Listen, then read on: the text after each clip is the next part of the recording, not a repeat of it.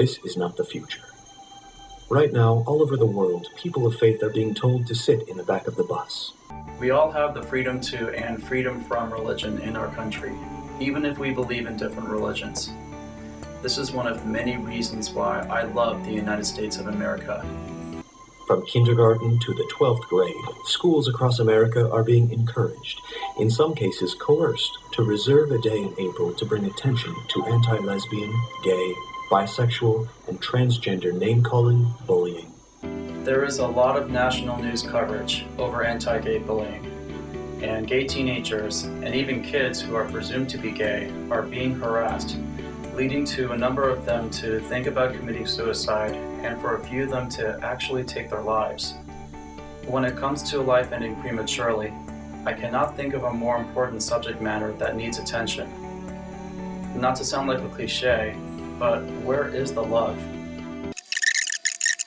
For years, we've heard small groups with loud voices tell us to keep our church and state out of their bedroom.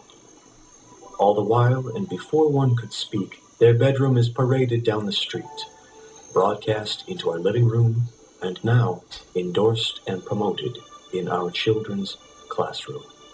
We all have the freedom to speech and expression, up to the point of threatening harm to ourselves or to others. If you don't support homosexuality, you have the freedom to live your life as you would like to live and love. And gay people have the freedom to live and love as they would like.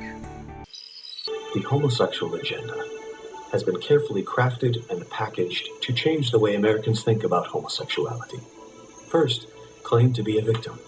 Then, cry for tolerance when actually the goal is acceptance, legitimacy, and the stifling of dissent. Here's my take on what I believe is the homosexual agenda. 1. Equality, dignity, and respect. 2. Refer to rule number 1. Gay people just want to live normal, ordinary lives like everyone else. I know I would like to live a normal, ordinary life.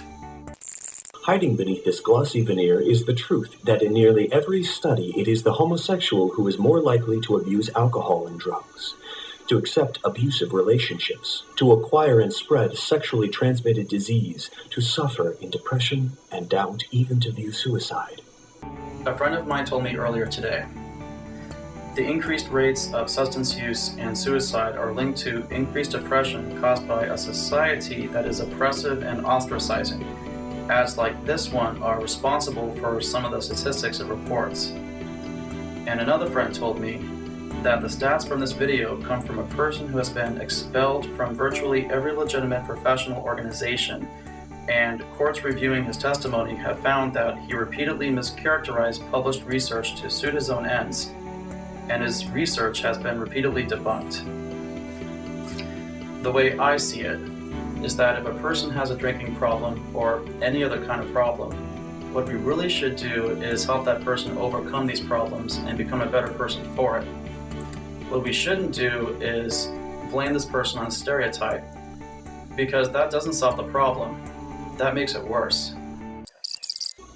As Paul Rondeau explains, jamming is psychological terrorism meant to silence expression of or even support for dissenting opinion, reframing the argument so that there are only two positions, that of the reasonable, tolerant person, and that of the stilted bigot.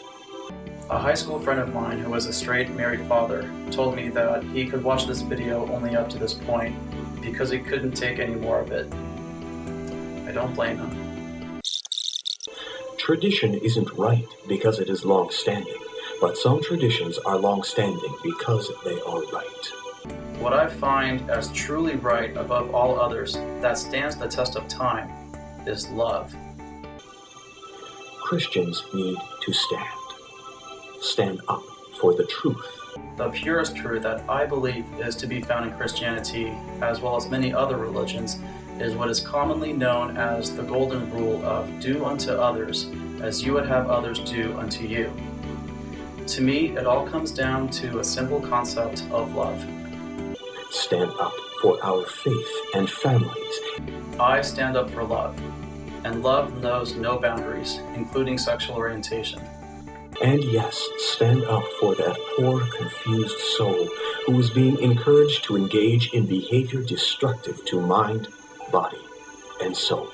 You know, I believe that destructive behavior is a product of influence. And when I think of influence to destructive behavior, to which I include ignorance and discrimination, I have to admit that I don't have to look much farther than this video. To those who struggle with the issue of sexual identity, the sin of homosexuality, or any other sexual temptation, do not give in to sinful desires, even if the world stands and applauds them. I really think that homosexuality is not a sin, but another form of love.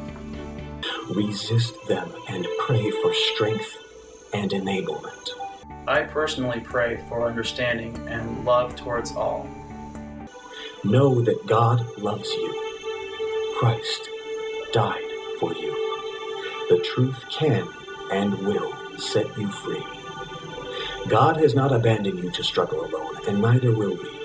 Consult with your pastor for confidential support or contact one of the following ministries that specialize in this problem. Homosexuality isn't the problem. Fear is the problem. And when you overcome this fear, what you will see is love. Will you dare to stand? How about dare to love?